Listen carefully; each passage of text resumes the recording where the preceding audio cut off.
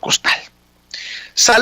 Déjeme saludar a Jorge Gómez Naredo, director del periódico Regeneración, colaborador de la revista Polemón y miembro de esta familia sin censura. Querido Jorge, ¿cómo estás? Muy buenas tardes. Hola, muy buenas tardes, querido Vicente. Yo encantado de estar, sabes, siempre acá contigo.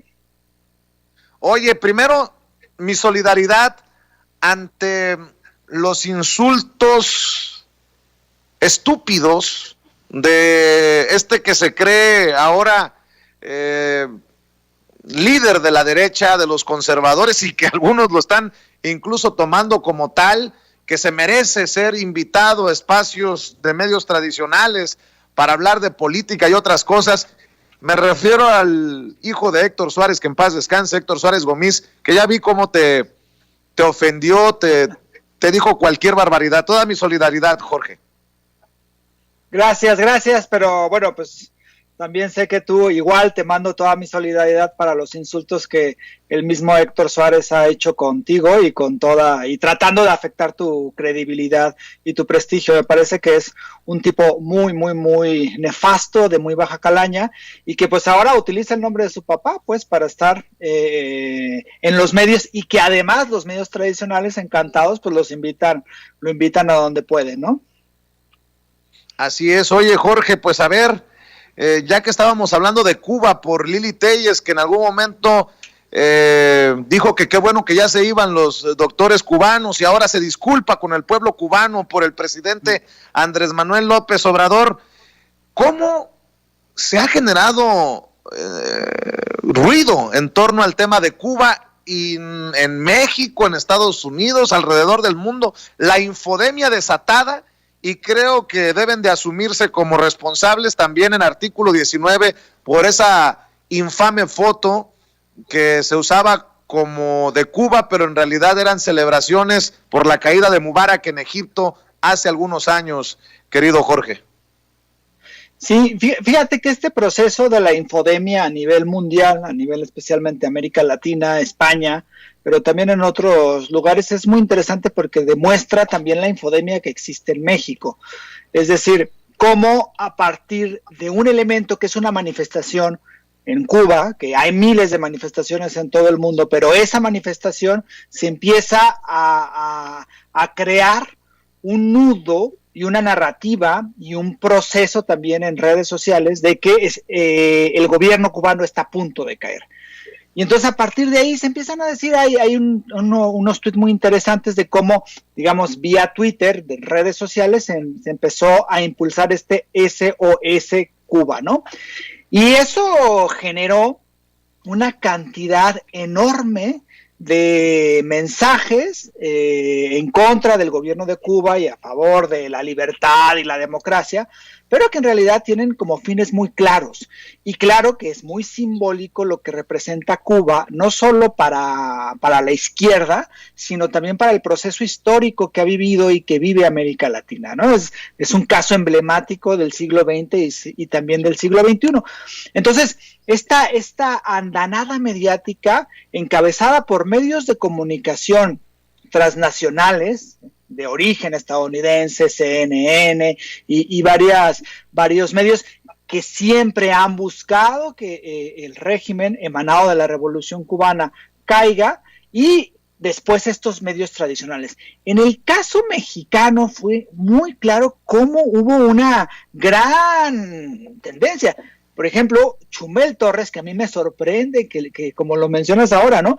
Que ahora se diga que él y se suma y que él se piense como de mega izquierda, pues en realidad es completamente lo contrario.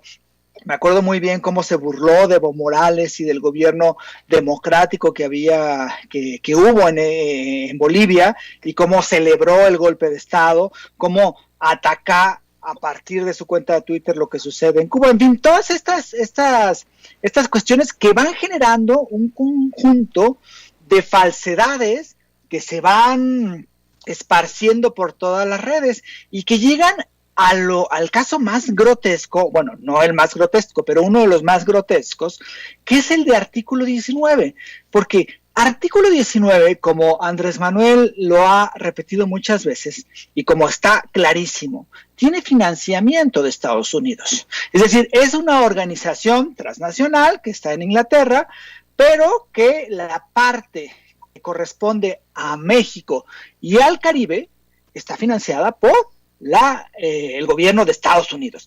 Entonces, esta organización, como bien lo mencionas, pone una foto de Egipto y afirma que es una manifestación multitudinaria en La Habana. Y entonces su mensaje es: por favor, señor presidente, no violente, no reprima a las personas que están. Es decir, ya está diciendo que en el gobierno cubano se va a reprimir.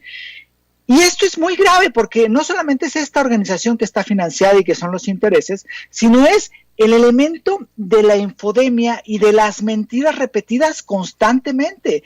Lo que hemos visto es fotos de manifestaciones multitudinarias de otros lugares diciendo que es Cuba, fotos de actos de violencia de otros lugares diciendo que es en Cuba y que la policía de Cuba reprime brutalmente a la gente. Después, fotos e imágenes que están fuera de completamente de contexto, y así se genera una andanada mediática que está claramente en esta intención de que el régimen el actual régimen cubano pues se ha derrotado y entonces que lleguen pues claro los intereses de Estados Unidos. A mí me parece que es muy interesante cómo se manejó esto y me parece que es muy denigrante también la forma en cómo los medios de comunicación mexicano han tratado el tema. Yo ayer escuchaba en un programa de radio que una persona, un presentador de noticias, creo que era el programa de no sé si era del Heraldo Radio o de otras radiodifusoras, decía que había dos manifestaciones en la Embajada de Cuba en México.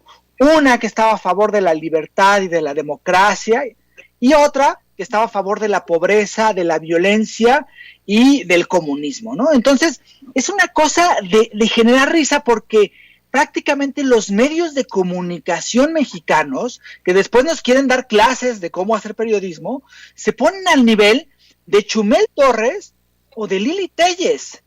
En este sentido, como bien le hace el tuit, ¿no? O sea, le ofrezco disculpas al pueblo cubano porque Andrés Manuel no dice la libertad. O sea, son esta derecha y estos conservadores que parecería no que estamos en el siglo pasado, sino que estamos en el siglo XIX, porque hay muy poca reflexión y sus guerras sucias, sus mentiras y sus falsedades son de un cinismo verdaderamente terrible. Si tú analizas a todos los medios de comunicación y digamos los líderes de opinión anti-AMLO, están ahorita apostándole a una intervención militar en Cuba, diciendo que como hay manifestaciones, pues entonces esto está justificado.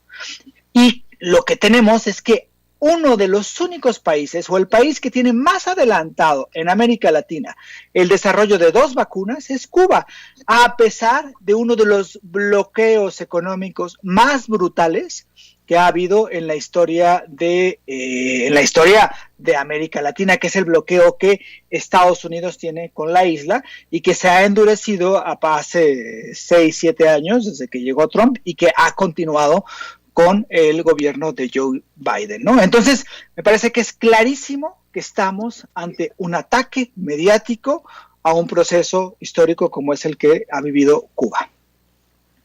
Oye, mi querido Jorge, por no dejar, dice Loret de Mola que es víctima de Carmen Aristegui, de Julio Astillero, de La Octava y de los youtuberos que seguimos la línea, que nos dicta línea don Andrés Manuel López, el jefe López Obrador.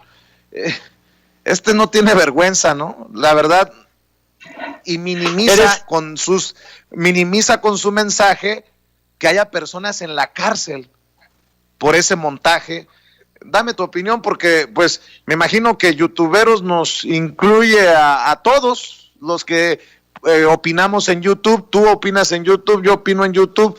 ¿Qué dices tú, youtubero Jorge Gómez Naredo? Te pregunta el youtubero Vicente Serrano.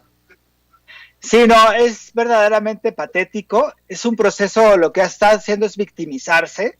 Es decir, miren cómo me ataca Andrés Manuel López Obrador y me ataca porque yo en realidad hago buen periodismo y yo soy el periodista que ha destapado toda la corrupción que existe en el gobierno de Andrés Manuel. Esa, digamos, es una victimización patética de parte de Loret de Mola. Loret de Mola no tiene vergüenza. O sea, después, porque no solamente es el montaje, como lo mencionaba aquí antes, no solamente son los montajes que hubo con Vallarta y con Cassés, incluso hay testimonios de reporteros internacionales de guerra que decían que estas grandes transmisiones que hicieron supuestamente a Loret de Mola famoso porque estuvo en la guerra y que cubría en tiempo real la violencia y todas estas cosas, fueron también montajes. El señor es un montaje. Latinus es ahora un gran montaje de la derecha que quería tener a un medio golpeador de Andrés Manuel López Obrador. Entonces me parece que es patético que esta cuestión de victimizarse y que ahora resulta ser que los malos de la película son los youtuberos, César Aristegui, Julio y Andrés Manuel, que los encabeza y que les da órdenes. Verdaderamente es un tipo mentiroso, falaz, lleno de falsedades, y es indigno, de verdad, es indigno que esta persona sea considerada un periodista cuando en realidad sus intereses son otros. Y está en Latinos y tiene ese nivel de fuerza, digamos, en YouTube, porque le meten muchísimo dinero a su canal y a su portal, pues es en realidad la voz de los que nunca quisieron que Andrés Manuel presidencia y de quienes hoy están haciendo todo lo posible para que se vaya antes de terminar su sexenio.